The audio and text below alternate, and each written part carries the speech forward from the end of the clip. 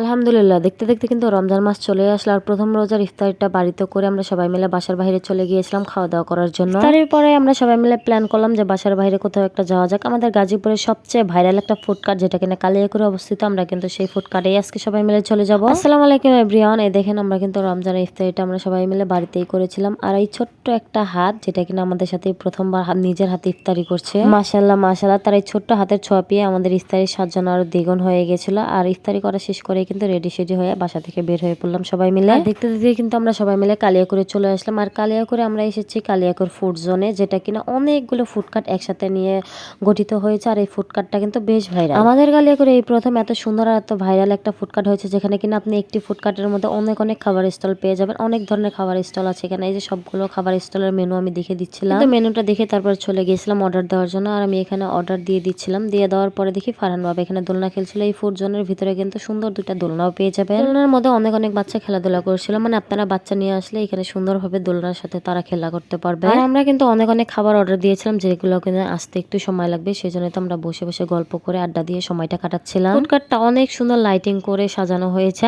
আর এখানে কিন্তু বন্ধু বান্ধব নিয়ে আসলে বা প্রিয়জন নিয়ে আসলে অনেক সুন্দর একটা সময় কাটাতে পারবেন। এই যে দেখেন, চায়ের আড্ডায় বন্ধু বান্ধবরা কত সুন্দরভাবে আড্ডা দিচ্ছিল। ঘোরাঘুরি করতে করতে দেখি আমাদের খাবারও চলে এসেছে। আমরা অর্ডার দিয়েছিলাম চিকেনের একটা আইটেম আর সাথে লুচি। এটা কিন্তু একটা প্ল্যাটার ছিল। আমরা অনেকগুলো খাবারের অর্ডার দিয়েছি। খাবারগুলো আসতে যেহেতু একটু সময় লাগবে, সেই জন্য যে খাবারটা আগে পেয়েছি সেটাই দিয়ে খাবারটা স্টার্ট করেছি। এদের দেখেন, আমার বাবা আর আমার হাজব্যান্ড খাচ্ছিল, আর আমিও কিন্তু খাচ্ছিলাম। আমার কাছে কিন্তু সবসময় লুচি আর মাংসের কম্বিনেশনটা অনেক বেশি ভালো লাগে। আর লুচি মাংসের কম্বোটা এটাও কিন্তু আমাদের কাছে অনেক ভালো লেগেছে। মানে মাংসটা এত বেশি মজা হয়েছিল, একটু ঝাল কম ছিল, যার কারণে আমার ফারহান বাবা খেতে পারছিল। আর চিকেনের প্ল্যাটারটার মধ্যে আপনারা 2 পিস লুচি আর চিকেন পেয়ে যাবেন, যেটার প্রাইস কিনা মাত্র 90 টাকা ছিল। লুচির প্ল্যাটারটা খাওয়া শেষ করে আমরা চলে গিয়েছিলাম আর একটা ফুডকার্টের সামনে, যেখানে কিনা আমরা নাচোস আর চিকেন শার্মা অর্ডার দিয়েছিলাম। ফুডকার্টে কিন্তু পিৎজাও পাওয়া যায়। পিৎজার সাথে বার্গার থেকে শুরু করে অনেক ধরনের খাবার, রাইস বোল থেকে শুরু করে সবকিছুই আপনারা এই ফুডকার্টের মধ্যে পেয়ে যাবেন। আর প্রথমেই কিন্তু আমাদের চিকেন শার্মাটা দিয়ে দিল। ওদিকে দেখি আমার বাবাটা এখনো চিকেনের হাড়ি চাবিয়ে যাচ্ছে, মানে ও হাড় খেতে অনেক বেশি পছন্দ করে। আর আমি এদিকে চিকেন শার্মাটা ট্রাই করছিলাম। একই ফুডকার্টে এসে এত এত খাবারের আইটেম পাবো, সেটা তো আমরা কখনো ভাবতেই পারিনি। ফুচকা চটপটি থেকে শুরু করে কিন্তু ডাবের পুডিং, কেক, আইসক্রিম সবকিছুই এখানে ছিল। আর পিৎজা বার্গার এগুলো তো আছে। আর এইসব খাবার বাদে তো আরো ইউনিক ইউনিক খাবার আছে। এই যে দেখেন, এই দুইটা রোল, এই রোলগুলো কিন্তু আমি জীবনে প্রথম খেয়েছি, মানে আগে কোনোদিন ট্রাই করিনি, যেটা কিনা